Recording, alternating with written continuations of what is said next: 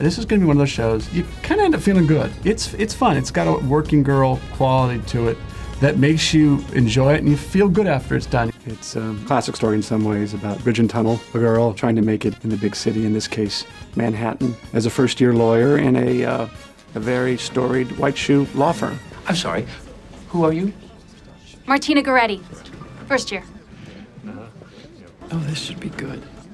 It's ultimately an aspirational story about this woman coming from New Jersey, first in her family to have graduated and gone to law school, and now has employment in a very powerful law firm in New York City. Ah, baby big shot coming in from the city, late and empty-handed as usual. Good to see you too, Deb. We're watching a real underdog story. This is somebody who came from a family that didn't have a lot of money and didn't have a lot of connections, and this girl has kind of scrapped and fought her way to a place, to a day at the big show. They put me on a case already. Third shift.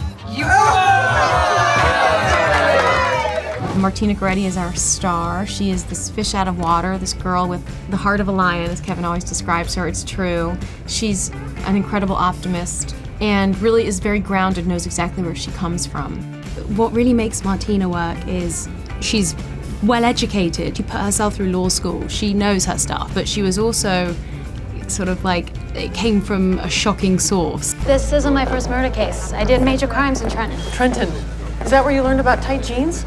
That's where I learned to leverage an offer from the U.S. attorney into a job at Stark & Rowan. There's also an element of just being surprised about how smart this girl is. It's the American story, really, like the American dream, about like you can be anybody who you want to be. You are a fancy lady lawyer. Donovan is still a bit of an enigma. He is a guy who's incredibly successful, obviously. He's a guy that has lost a little bit of the initial passion that he had for what he does. And he recognizes in Martina, when he meets her and sees her, that there's somebody here that resembles who he was back in the day. Martina? I'm leaving for court now. Oh, I should hope so. Luke's not going to question Treaster. But I didn't prep Natalie. You didn't need to. You're questioning him. You mean in court? Yes. Do it your way.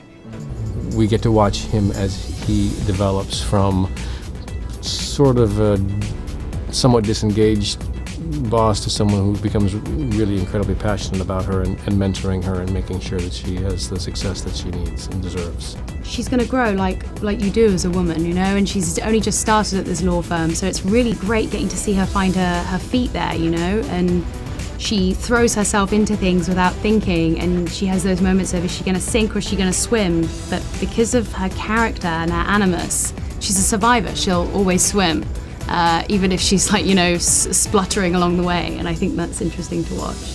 I think everybody has an underdog inside them. There's an insecurity that everybody has about something, and it taps into that.